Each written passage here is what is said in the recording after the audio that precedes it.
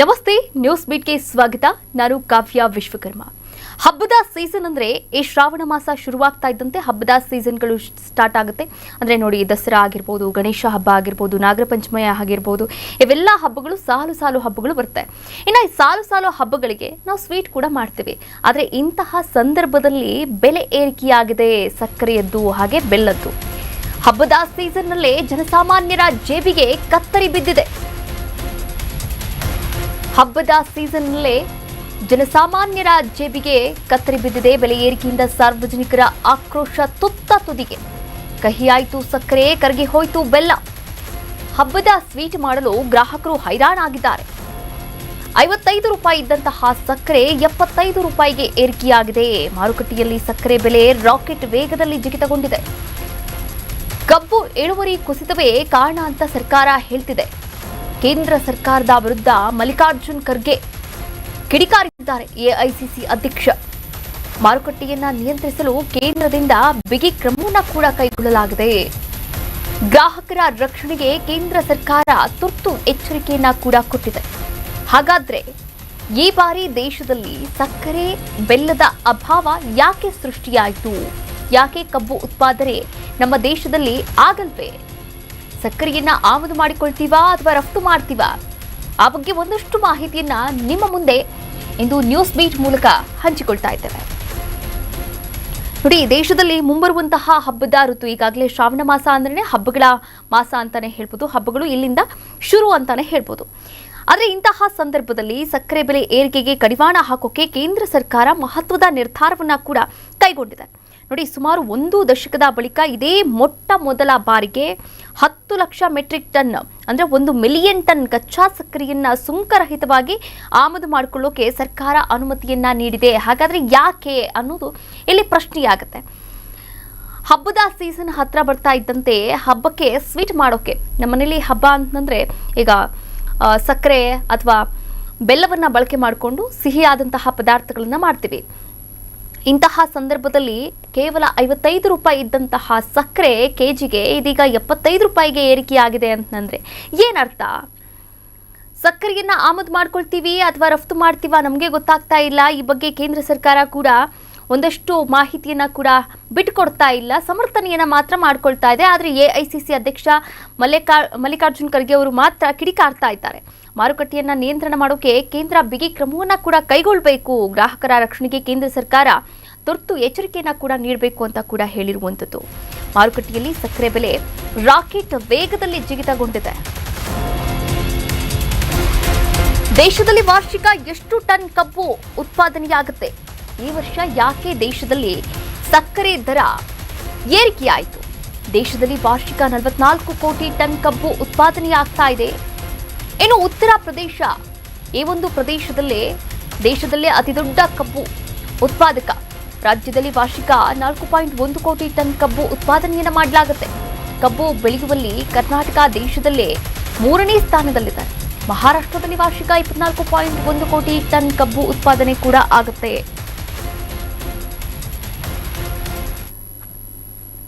ಈಗ ದೇಶದ ಅಂದ್ರೆ ಬೇರೆ ಕಡೆಯಿಂದ ಮೊಟ್ಟ ಮೊದಲ ಬಾರಿಗೆ 10 ಲಕ್ಷ ಮೆಟ್ರಿಕ್ ಟನ್ ಅಂದ್ರೆ 1 ಮಿಲಿಯನ್ ಟನ್ ಕಚ್ಚಾ ಸಕ್ಕರೆಯನ್ನ ಸುಂಕರಹಿತವಾಗಿ ಆಮದು ಮಾಡಿಕೊಳ್ಳೋಕೆ ಕೇಂದ್ರ ಸರ್ಕಾರ ಅನುಮತಿಯನ್ನ ನೀಡಿದೆ. ಹಾಗಾದ್ರೆ ಕಬ್ಬು ನಮ್ಮಲ್ಲಿ ಬೆಳೆಯಲ್ವಾ ಅನ್ನುವಂತಹ ಪ್ರಶ್ನೆ ನಮ್ಮ ಕಣ್ಮುಂದೆ ಬರುತ್ತೆ. ಹಾಗಾದ್ರೆ ಈ ವರ್ಷ ಯಾಕೆ ದೇಶದಲ್ಲಿ ಸಕ್ಕರೆಯ ದರ ಏರಿಕೆಯಾಯಿತು? ನೋಡಿ, ದೇಶದಲ್ಲಿ ವಾರ್ಷಿಕ 44 ಕೋಟಿ ಟನ್ ಕಬ್ಬು ಉತ್ಪಾದನೆಯಾಗುತ್ತೆ. ಉತ್ತರ ಪ್ರದೇಶ ದೇಶದಲ್ಲಿ ಅತಿ ದೊಡ್ಡ ಕಬ್ಬು ಉತ್ಪಾದಕ ಒಂದು ರಾಜ್ಯ ಆಗಿರುವಂಥದ್ದು. ಇನ್ನು ರಾಜ್ಯದಲ್ಲಿ 4.1 ಕೋಟಿ ಟನ್ ಕಬ್ಬು ಉತ್ಪಾದನೆ ಕೂಡ ಆಗುತ್ತೆ. ಕರ್ನಾಟಕ 3ನೇ ಸ್ಥಾನದಲ್ಲಿದೆ. ಇಡೀ ದೇಶದಲ್ಲೇ ಕರ್ನಾಟಕ 3ನೇ ಸ್ಥಾನದಲ್ಲಿರುವಂಥದ್ದು ಕಬ್ಬು ಬೆಳೆಯುವಂತಲ್ಲಿ. ಇನ್ನು ಮಹಾರಾಷ್ಟ್ರದಲ್ಲಿ ವಾರ್ಷಿಕವಾಗಿ 24.1 ಕೋಟಿ ಟನ್ ಕಬ್ಬು ಉತ್ಪಾದನೆಯನ್ನ ಕೂಡ ಮಾಡಲಾಗುತ್ತೆ.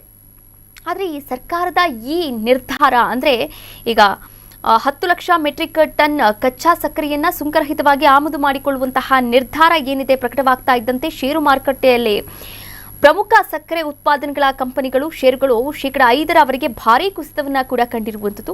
ಸರ್ಕಾರದ ಆದೇಶದಿಂದಾಗಿ ಸ್ಥಳೀಯ ಮಾರುಕಟ್ಟೆಯಲ್ಲಿ ಸಕ್ಕರೆ ಪೂರೈಕೆ ಹೆಚ್ಚಾಗಿ ಬೆಲೆಗಳು ಮತ್ತು ಕಂಪನಿಗಳ ಲಾಭಾಂಶ ಕಡಿಮೆಯಾಗಬಹುದು ಎನ್ನುವಂತಹ ಆತಂಕ ಹೂಡಿಕೆದಾರರಲ್ಲಿ ಕೂಡ ಮೂಡಿದೆ. ಇದರ ಪರಿಣಾಮವಾಗಿ ಪ್ರಮುಖ ಕಂಪನಿಗಳ ಷೇರುಗಳಲ್ಲಿ ತೀವ್ರ ಇಳಿಕೆ ಕೂಡ ದಾಖಲಾಗಿರುವಂಥದ್ದು. ಇನ್ನು ದೇಶದಲ್ಲಿ ಸಕ್ಕರೆ ಮತ್ತು ಬೆಲ್ಲದ ವಾರ್ಷಿಕ ಉತ್ಪಾದನೆ ಪ್ರಮಾಣ ಎಷ್ಟು? ದೇಶದಲ್ಲಿ ವಾರ್ಷಿಕ 320 ಲಕ್ಷ ಟನ್ ಸಕ್ಕರೆ ಉತ್ಪಾದನೆಯಾಗುತ್ತೆ. ರಾಜ್ಯದಲ್ಲಿ ವಾರ್ಷಿಕ 42 ಲಕ್ಷ ಟನ್ ಸಕ್ಕರೆ ಉತ್ಪಾದನೆಯಾಗುತ್ತೆ. ದೇಶದಲ್ಲಿ ವಾರ್ಷಿಕ 70 ಲಕ್ಷ ಟನ್ ಬೆಲ್ಲ ಉತ್ಪಾದನೆಯಾಗ್ತಾ ಇದೆ. ಈಗಾಗಲೇ ರಾಜ್ಯದಲ್ಲಿ ವಾರ್ಷಿಕ 9 ಲಕ್ಷ ಟನ್ ಬೆಲ್ಲ ಉತ್ಪಾದನೆಯಾಗುತ್ತೆ. ಇನ್ನು ಭಾರತದಲ್ಲಿ ವಾರ್ಷಿಕ 890 ಲಕ್ಷ ಟನ್ ಸಕ್ಕರೆ ಬಳಕೆಯಾಗುತ್ತೆ. ಭಾರತದಲ್ಲಿ ವಾರ್ಷಿಕವಾಗಿ 62 ಲಕ್ಷ ಟನ್ ಬೆಲ್ಲ ಬಳಕೆಯಾಗ್ತಾ ಇದೆ. ಸಕ್ಕರೆ ಮತ್ತು ಬೆಲ್ಲದ ವಾರ್ಷಿಕ ಉತ್ಪಾದನೆಯ ಪ್ರಮಾಣ ಎಷ್ಟು, ಅದನ್ನ ನಾವು ಎಷ್ಟು ಬಳಕೆ ಮಾಡ್ತೀವಿ ಅಂತ ನಾವಿಲ್ಲಿ ಗಮನಿಸ್ತಾ ಹೋಗೋದಾದ್ರೆ, ದೇಶದಲ್ಲಿ ಒಂದು ವರ್ಷಕ್ಕೆ 320 ಲಕ್ಷ ಟನ್ ಸಕ್ಕರೆ ಉತ್ಪಾದನೆಯನ್ನ ಮಾಡಲಾಗುತ್ತೆ. ಹಾಗೆ ಇನ್ನು ಬೆಲ್ಲವನ್ನ 70 ಲಕ್ಷ ಟನ್ ಉತ್ಪಾದನೆ ಮಾಡಲಾಗುತ್ತೆ. ಅದರ ಜೊತೆಗೆ ಭಾರತದಲ್ಲಿ ವಾರ್ಷಿಕವಾಗಿ 890 ಲಕ್ಷ ಟನ್ ಸಕ್ಕರೆಯನ್ನ ಬಳಕೆಯನ್ನ ಮಾಡಿಕೊಳ್ಳಲಾಗುತ್ತೆ. ಹಬ್ಬ ಹರಿದಿನಗಳಲ್ಲಿ ಇದರ ಬಳಕೆ ಇನ್ನೂ ಕೂಡ ಜಾಸ್ತಿ ಆಗುತ್ತೆ. ಇನ್ನು ಬೆಲ್ಲ ಎಷ್ಟು ಬಳಕೆಯನ್ನು ಮಾಡ್ಕೊಳ್ತೀವಿ? 62 ಲಕ್ಷ ಟನ್ ಬಳಕೆಯನ್ನು ಕೂಡ ಮಾಡ್ಕೊಳ್ತೀವಿ ಬೆಲ್ಲವನ್ನು, ಅಂದರೆ ವರ್ಷಕ್ಕೆ. ಇನ್ನು ರಾಜ್ಯದ ಸ್ಥಿತಿಗತಿಗೆ ಬಂದ್ವಿ ಅಂತಂದರೆ, ರಾಜ್ಯದಲ್ಲೂ ಕೂಡ ವಾರ್ಷಿಕವಾಗಿ 42 ಲಕ್ಷ ಟನ್ ಸಕ್ಕರೆಯನ್ನು ಉತ್ಪಾದನೆ ಮಾಡಿಕೊಳ್ಳಲಾಗುತ್ತೆ. ವಾರ್ಷಿಕವಾಗಿ 9 ಲಕ್ಷ ಟನ್ ಬೆಲ್ಲವನ್ನು ಉತ್ಪಾದನೆಯನ್ನು ಕೂಡ ಮಾಡಲಾಗುತ್ತೆ. ಇಲ್ಲಿ ಉತ್ಪಾದನೆಯ ಪ್ರಮಾಣವೂ ಕೂಡ ಹೆಚ್ಚಿದೆ, ಹಾಗೆ ಬಳಕೆಯ ಪ್ರಮಾಣವೂ ಕೂಡ ಹೆಚ್ಚಿದೆ. ಆದರೆ ಯಾಕೆ ಈ ನಿರ್ಧಾರವನ್ನು ತೆಗೆದುಕೊಳ್ಳಲಾಯಿತು ಅಂದರೆ, ಬೇರೆ ದೇಶಗಳಿಂದ ರಫ್ತನ್ನು ಆಮದು ಮಾಡಿಕೊಳ್ಳುವಂತಹ ನಿರ್ಧಾರಕ್ಕೆ ಯಾಕೆ ಬಂತು ಕೇಂದ್ರ ಸರ್ಕಾರ? ಯಾಕೆ ಸೂಚನೆಯನ್ನ ಕೊಟ್ಟಿದೆ? ನೋಡಿ, ಗಣೇಶ ಚತುರ್ಥಿ, ದಸರಾ ಹಬ್ಬ, ದೀಪಾವಳಿ ಹಬ್ಬಗಳ ಸಂದರ್ಭದಲ್ಲಿ ಈ ಸಿಹಿ ತಿಂಡಿ ತಯಾರಿಕೆಗೆ ಸಕ್ಕರೆ ಬೇಡಿಕೆ ಅಥವಾ ಬೆಲ್ಲದ ಬೇಡಿಕೆ ಗಣನೀಯವಾಗಿ ಹೆಚ್ಚಾಗುತ್ತೆ. ಕಳೆದ 2 ತಿಂಗಳಲ್ಲಿ ದೇಶೀಯ ಮಾರುಕಟ್ಟೆಯಲ್ಲಿ ಸಕ್ಕರೆ ಬೆಲೆ ಶೇಕಡ 40ರಷ್ಟು ಏರಿಕೆಯಾಗಿತ್ತು. ಇನ್ನು ಅಸಮರ್ಪಕ ಮಳೆಯಿಂದಾಗಿ ಕಬ್ಬು ಉತ್ಪಾದನೆ ಮೇಲೆ ಪರಿಣಾಮ ಕೂಡ ಬೀರಿದೆ. ಪೂರೈಕೆಯಲ್ಲಿ ವ್ಯತ್ಯಯವಾಗುವಂತಹ ಸಾಧ್ಯತೆ ಕೂಡ ಇತ್ತು. ಸಾಮಾನ್ಯವಾಗಿ ಭಾರತದಲ್ಲಿ ಸಕ್ಕರೆ ಆಮದಿನ ಮೇಲೆ ಶೇಕಡ 100ರಷ್ಟು ಆಮದ ಸುಂಕ ಇರುತ್ತೆ. ಆದರೆ ಪ್ರಸ್ತುತ ಬೆಲೆ ನಿಯಂತ್ರಣಕ್ಕೋಸ್ಕರ ಸುಂಕರಹಿತ ಸುಂಕ ದರದ ಕೋಟಾ TRQ ಅಡಿಯಲ್ಲಿ ಯಾವುದೇ ತೆರಿಗೆ ಇಲ್ಲದೆ 10 ಲಕ್ಷ ಟನ್ ಕಚ್ಚಾ ಸಕ್ಕರೆ ಆಮದಿಗೆ ಅನುಮತಿಯನ್ನ ಕೂಡ ನೀಡಲಾಗಿರುವಂಥದ್ದು. ಕಚ್ಚಾ ಸಕ್ಕರೆಯನ್ನ ಸಂಸ್ಕಾರ ಮಾಡುವಂತಹ ಸಾಮರ್ಥ್ಯ ಹೊಂದಿರತಕ್ಕಂಥ ಸಕ್ಕರೆ ಗಿರಣಿಗಳು ಮತ್ತು ರಿಫೈನರ್ಗಳು ಆನ್ಲೈನ್ ಮೂಲಕ ಆಗಸ್ಟ್ 21ರಿಂದ 28ರವರೆಗೆ ಅರ್ಜಿಯನ್ನು ಸಲ್ಲಿಕೆ ಮಾಡಬೇಕಾಗುತ್ತೆ. ಅಕ್ಟೋಬರ್ 15ರೊಳಗೆ ಆಮದು ಪ್ರಕ್ರಿಯೆ ಮುಗಿಸುವಂತಹ ಆಮದುದಾರಿಗೆ ಆದ್ಯತೆಯನ್ನ ಕೂಡ ನೀಡಲಾಗುತ್ತೆ ಎನ್ನುವಂತಹ ಮಾಹಿತಿಯನ್ನ ಕೂಡ ಈಗಾಗಲೇ ಕೇಂದ್ರ ಸರ್ಕಾರ ಹಂಚಿಕೊಂಡಿರುವಂಥದ್ದು.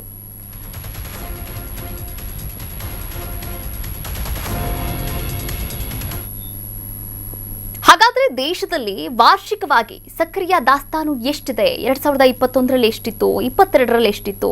ಈ ಬಗ್ಗೆ ಪ್ರಮುಖವಾಗಿ ನಾವು ನೋಡ್ತಾ ಹೋಗೋಣ. ದೇಶದಲ್ಲಿ ವಾರ್ಷಿಕವಾಗಿ ಸಕ್ಕರೆಯ ದಾಸ್ತಾನು ಎಷ್ಟಿದೆ?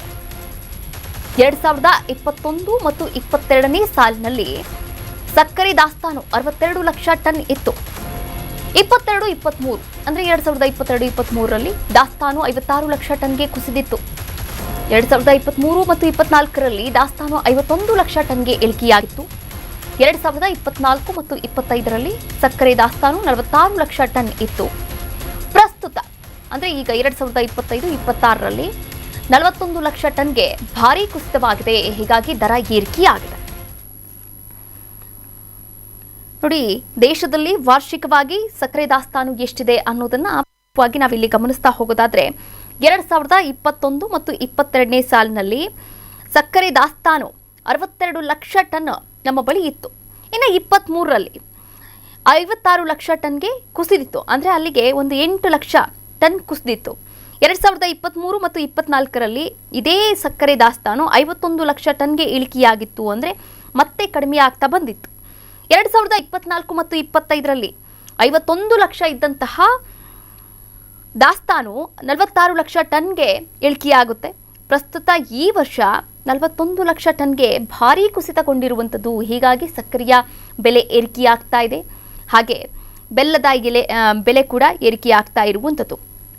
ಒಟ್ಟಾರೆಯಾಗಿ ನಾವಿಲ್ಲಿ ಗಮನಿಸ್ತಾ ಹೋಗೋದಾದರೆ ಸಾಕಷ್ಟು ಪ್ರಮಾಣದಲ್ಲೂ ಕೂಡ ಕೃತಕ ಅಭಾವ ಸೃಷ್ಟಿ ತಡೆಗೆ ಈಗಾಗಲೇ ಕೇಂದ್ರ ಸರ್ಕಾರ ಕ್ರಮವನ್ನು ಕೈಗೊಂಡಿದ್ರೂ ಕೂಡ ಸಾಕಷ್ಟು ವ್ಯತ್ಯಯಗಳು ಆಗುವಂತಹ ಸಾಧ್ಯತೆ ಕೂಡ ಇದೆ. ನಮ್ಮ ದೇಶ ಹೆಚ್ಚು ಕಬ್ಬು ಬೆಳೆಯುತ್ತೆ, ಹೀಗಾಗಿ ಆಮದು ಇಲ್ಲ. ನಾವು ಯಾವುದೇ ದೇಶದಿಂದ ಸಕ್ಕರೆ ಬೆಲ್ಲ ಆಮದುವನ್ನ ಮಾಡಿಕೊಳ್ಳಲ್ಲ, ಬದಲಾಗಿ ನಾವೇ ಬೇರೆ ಬೇರೆ ದೇಶಗಳಿಗೆ ರಫ್ತುವನ್ನು ಮಾಡ್ತೀವಿ. ಭಾರತದಿಂದ ಯಾವ ದೇಶಕ್ಕೆ ಎಷ್ಟು ಸಕ್ಕರೆ ಬೆಲ್ಲ ರಫ್ತಾಗುತ್ತೆ? ಬಾಂಗ್ಲಾದೇಶಕ್ಕೆ ವಾರ್ಷಿಕ ಗರಿಷ್ಠ 15 ಲಕ್ಷ ಟನ್ ರಫ್ತಾಗುತ್ತೆ. ಇಂಡೋನೇಷ್ಯಾ ದೇಶಕ್ಕೆ 12 ಲಕ್ಷ ಟನ್ ಸಕ್ಕರೆ ರಫ್ತಾಗುತ್ತೆ. ಇನ್ನು ಮಲೇಷ್ಯಾಕ್ಕೆ ವಾರ್ಷಿಕವಾಗಿ 8 ಲಕ್ಷ ಟನ್ ರಫ್ತಾಗ್ತಾ ಇತ್ತು. ಶ್ರೀಲಂಕಾ, ಆಫ್ರಿಕಾ ದೇಶಗಳಿಗೂ ಕೂಡ ಭಾರೀ ಪ್ರಮಾಣದ ಸಕ್ಕರೆ ದಾಸ್ತಾನು ರಫ್ತು ಆಗ್ತಾ ಇತ್ತು. ಇನ್ನು UAE ಹಾಗೆ ಬ್ರಿಟನ್ಗೂ ಕೂಡ ಅತಿ ಹೆಚ್ಚಾಗಿ ಬೆಲ್ಲ ರಫ್ತು ಮಾಡಲಾಗ್ತಾ ಇತ್ತು. ನೋಡಿ, ದೇಶದಲ್ಲಿ ಪ್ರಪ್ರಥಮವಾಗಿ ನಾವು ಇದೇ ಮೊಟ್ಟ ಮೊದಲ ಬಾರಿಗೆ 1 ಮಿಲಿಯನ್ ಟನ್ ಕಚ್ಚಾ ಸಕ್ಕರೆಯನ್ನ ಸುಂಕರಹಿತವಾಗಿ ಆಮದು ಮಾಡಿಕೊಳ್ಳೋಕೆ ಮುಂದಾಗಿರುವಂಥದ್ದು. ಯಾಕೆ ಈ ಅಭಾವ ಉಂಟಾಯಿತು? ಇದುವರೆಗೂ ಯಾವ್ಯಾವ ದೇಶಗಳಿಗೆ ನಾವು ರಫ್ತು ಮಾಡ್ತಾ ಇದ್ವಿ? ಎಲ್ಲೂ ಕೂಡ ಆಮದು ಮಾಡಿಕೊಂಡಿಲ್ಲ, ಬರೀ ನಾವು ರಫ್ತು ಮಾಡ್ತಾ ಇದ್ವಿ. Bangladesh, Indonesia, Malaysia, Sri Lanka, Africa, UAE ಮತ್ತು ಬ್ರಿಟನ್ಗೂ ಕೂಡ ಅತಿ ಹೆಚ್ಚಾಗಿ ಬೆಲ್ಲ ಮತ್ತು ಸಕ್ಕರೆಯನ್ನ ರಫ್ತು ಮಾಡ್ತಾ ಇದ್ದಂತಹ ದೇಶ. ಇದ್ದಕ್ಕಿದ್ದ ಹಾಗೆ ಸಕ್ಕರೆ ಬೆಲೆ ಜಾಸ್ತಿ ಆಗುತ್ತೆ, ಬೆಲ್ಲದ ಬೆಲೆ ಏರಿಕೆ ಕಾಣುತ್ತೆ, ಆಮದು ಮಾಡಿಕೊಳ್ಳುವಂತಹ ಪರಿಸ್ಥಿತಿಗೆ ಬಂದಿದೆ ಅಂತಂದ್ರೆ ಏನರ್ಥ? ಬಾಂಗ್ಲಾದೇಶಕ್ಕೆ ವಾರ್ಷಿಕವಾಗಿ ನಾವು ಪ್ರತಿ ವರ್ಷ ಕೂಡ 15 ಲಕ್ಷ ಟನ್ ರಫ್ತು ಮಾಡ್ತಾ ಇದ್ವಿ ಇದೇ ಸಕ್ಕರೆ ದಾಸ್ತಾನನ್ನ. ಇನ್ನು ಇಂಡೋನೇಷ್ಯಾ ದೇಶಕ್ಕೆ 12 ಲಕ್ಷ ಟನ್ ಸಕ್ಕರೆಯನ್ನ ರಫ್ತು ಮಾಡ್ತಾ ಇದ್ವಿ. ಹಾಗೆ ಮಲೇಷ್ಯಾಕ್ಕೆ ವಾರ್ಷಿಕವಾಗಿ 8 ಲಕ್ಷ ಟನ್ ರಫ್ತಾಗ್ತಾ ಇತ್ತು.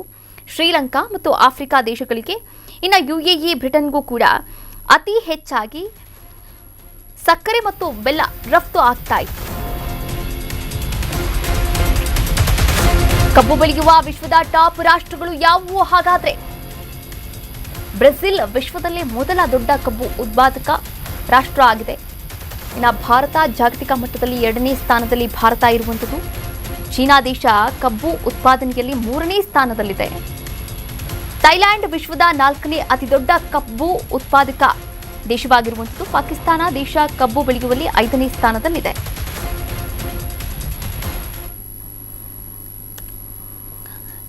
ಇನ್ನು ನೋಡಿ, ಭಾರತ ಬೇರೆ ರಾಷ್ಟ್ರಗಳಿಂದ ಆಮದು ಮಾಡಿಕೊಳ್ಳುವಂತಹ ನಿರ್ಧಾರಕ್ಕೆ ಬಂದಿರುವಂಥದ್ದು. ಹಾಗಾದ್ರೆ ಕಬ್ಬು ಬೆಳೆಯುವಂತಹ ವಿಶ್ವದ ಟಾಪ್ ರಾಷ್ಟ್ರಗಳು ಯಾವ್ದ್ಯಾವ್ದು ಅಂತ ನಾವಿಲ್ಲಿ ಗಮನಿಸ್ತಾ ಹೋಗೋಣ. ಬ್ರೆಜಿಲ್ ವಿಶ್ವದಲ್ಲೇ ಮೊದಲ ದೊಡ್ಡ ಕಬ್ಬು ಉತ್ಪಾದಕ ರಾಷ್ಟ್ರ ಎನಿಸಿಕೊಂಡಿದೆ. ಇನ್ನು ಭಾರತ ಜಾಗತಿಕ ಮಟ್ಟದಲ್ಲಿ 2ನೇ ಸ್ಥಾನವನ್ನು ಪಡೆದುಕೊಂಡಿದೆ. ಅಂದರೆ ಮೊದಲನೇ ಸ್ಥಾನದಲ್ಲಿ ಬ್ರೆಜಿಲ್ ಇದೆ. ಇನ್ನು ಚೀನಾ ದೇಶ ಇದೇ ಕಬ್ಬು ಉತ್ಪಾದನೆಯಲ್ಲಿ 3ನೇ ಸ್ಥಾನವನ್ನು ಪಡೆದುಕೊಂಡಿದೆ. ಹಾಗೆ ಥೈಲ್ಯಾಂಡ್ ವಿಶ್ವದ 4ನೇ ಅತಿ ದೊಡ್ಡ ಕಬ್ಬು ಉತ್ಪಾದಕ ದೇಶವಾಗಿ ಮಾರ್ಪಟ್ಟಿದೆ. ಇನ್ನು ಪಾಕಿಸ್ತಾನ ದೇಶ, ಈ ಒಂದು ಪಾಕಿಸ್ತಾನ ಕೂಡ ಕಬ್ಬು ಬೆಳೆಯುವಲ್ಲಿ 5ನೇ ಸ್ಥಾನದಲ್ಲಿ ಗುರುತಿಸಿಕೊಂಡಿರುವಂಥದ್ದು. ಈಗಾಗಲೇ ವಿಶ್ವದ ಟಾಪ್ ರಾಷ್ಟ್ರಗಳು ಯಾವ್ಯಾವು ಈ ಒಂದು ಕಬ್ಬನ್ನು ಬೆಳೆಯುತ್ತೆ, ಆಮದು ಮಾಡಿಕೊಳ್ಳಲಾಗುತ್ತೆ, ಇದ್ರ ಬಗ್ಗೆ ಕೂಡ ನೋಡ್ತಾ ಹೋಗೋಣ. ಈ ಬಾರಿ ಮಳೆ ಕೊರತೆಯಿಂದಾಗಿ ಕಬ್ಬು ಇಳುವರಿ ಕುಂಠಿತವಾಗಿದೆ. ವರ್ಷದಿಂದ ವರ್ಷಕ್ಕೆ ಇಳಿಕೆ ಆಗ್ತಾ ಇರುವಂತಹ ಕಬ್ಬು ಬೆಳೆ, ಪ್ರಕೃತಿ ವಿಕೋಪ, ರಾಸಾಯನಿಕ ಬಳಕೆಯಿಂದ ಇಳುವರಿ ಕುಂಠಿತವಾಗಿದೆ. ಹೀಗಾಗಿ ಕಬ್ಬು ಇಳುವರಿ ಕಡಿಮೆಯಾಗಿ ಸಕ್ಕರೆ ದಾಸ್ತಾನು ಕೂಡ ಕಡಿಮೆಯಾಗಿದೆ. ಈ ಎಲ್ಲಾ ಕಾರಣದಿಂದಾಗಿ ಗ್ರಾಹಕರ ಜೇಬಿಗೆ ಕತ್ತರಿ ಬೀಳ್ತಾ ಇದೆ.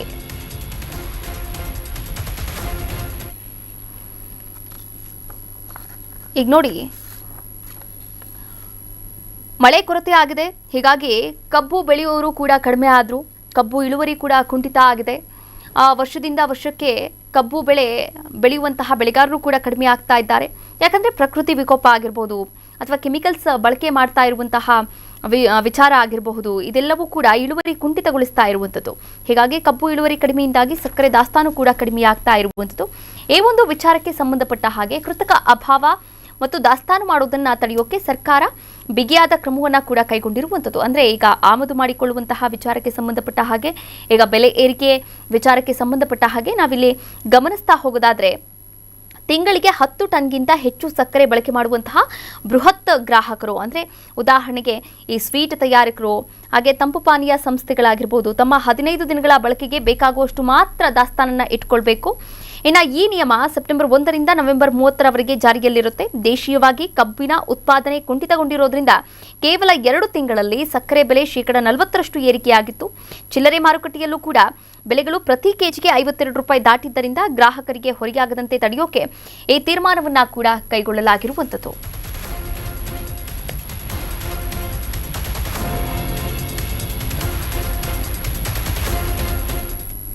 ನ್ಯೂಸ್ ಬೀಟ್ ಫಾಲೋ ಮಾಡಿ, ಸಬ್ಸ್ಕ್ರೈಬ್ ಮಾಡಿ.